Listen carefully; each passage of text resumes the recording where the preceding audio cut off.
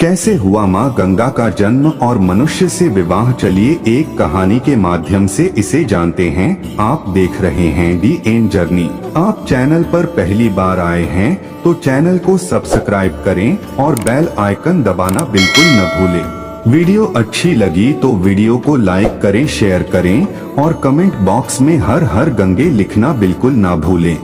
माँ गंगा का जन्म वैशाख शुक्ल सप्तमी तिथि के दिन माना जाता है। पुराणों में देवी गंगा के जन्म की कई कथाएं मिलती हैं।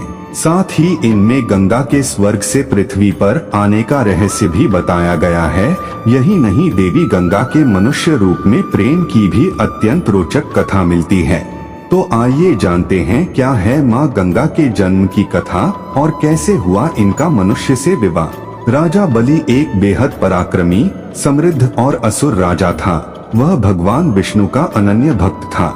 उसने भगवान विष्णु को प्रसन्न कर पृथ्वी लोक पर अपना अधिकार जमा लिया था एवं इतनी अधिक शक्ति प्राप्त कर ली थी कि वह खुद को भगवान समझने लगा था।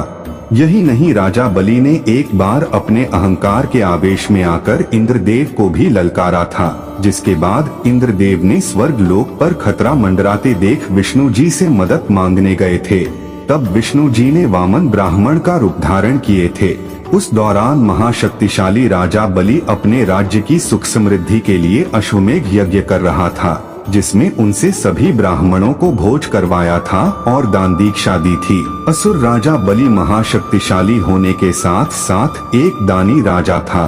तभी भगवान विष्णु एक वामन ब्राह्मण के वेश में राजा बलि के पास पहुँचे और उससे दान मांगा।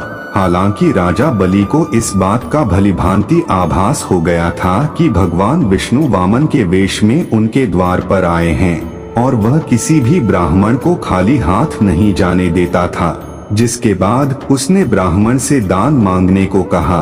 तब भगवान विष्णु ने अपने वामन ब्राह्मण अवतार में राजा बलि से 3 कदम जमीन दान के रूप में मांगी थी, जिसके बाद राजा बलि तैयार हो गए। वही कथा के अनुसार जब वामन ब्राह्मण ने अपना पहला पग जमीन पर रखा था, उनका पैर इतना विशाल हो गया कि उन्होंने पूरा पृथ्वी लोक ही नाप लिया।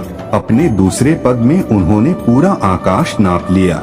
इसके बाद वामन ब्राह्मण ने राजा बलि से पूछा कि वे अपना तीसरा पग कहाँ रखें। तब राजा बलि ने कहा कि प्रभु, अब मेरे पास देने के लिए मेरे सिवाय कुछ भी नहीं है। इसलिए उसने वामन ब्राह्मण के तीसरे पग को अपने ही ऊपर रखने के लिए कहा, जिसके बाद राजा बलि जमीन के अंदर पाताल लोक में समा गया, जहां पर असुरों का शासन था।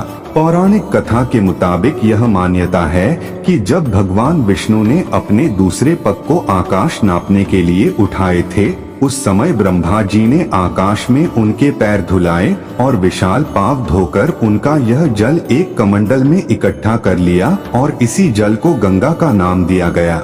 इसलिए गंगा जी को ब्रह्मा जी की पुत्री कहकर भी संबोधित किया जाता है। तो दोस्तों, इस प्रकार माँ गंगा का जन्म हुआ था। अब जानते हैं कि कैसे हुआ इनका मनुष्य से विवाह। महाभारत की कथा के अनुसार देवी गंगा अपने पिता ब्रह्मा के साथ एक बार देवराज इंद्र की सभा में आई। यहाँ पर पृथ्वी के महाप्रतापी राजा महाभिष भी मौजूद थे। महाभिष को देखकर गंगा मोहित हो गई और महाभिष भी गंगा को देखकर सुध बुध खो बैठे। इंद्र की सभा में नृत्य चल रहा था, तभी हवा के झोंके से गंगा का आंचल कंधे से गिर गया। सभा में मौजूद सभी देवी देवताओं ने शिष्टाचार के तौर पर अपनी आंखें झुका ली, लेकिन गंगा में खोए महाभिष उन्हें एकटक निहारते रह गए और गंगा भी उन्हें देखती रह गई। क्रोधित होकर ब्रह्मा जी ने शाप दिया कि आप दोनों लोकलाज और मर्यादा को भूल गए हैं, इसलिए आपको धरती पर जाना होगा और आप दोनों एक दूसरे को पसंद करते हैं, इसलिए वहीं आपका मिलन होगा।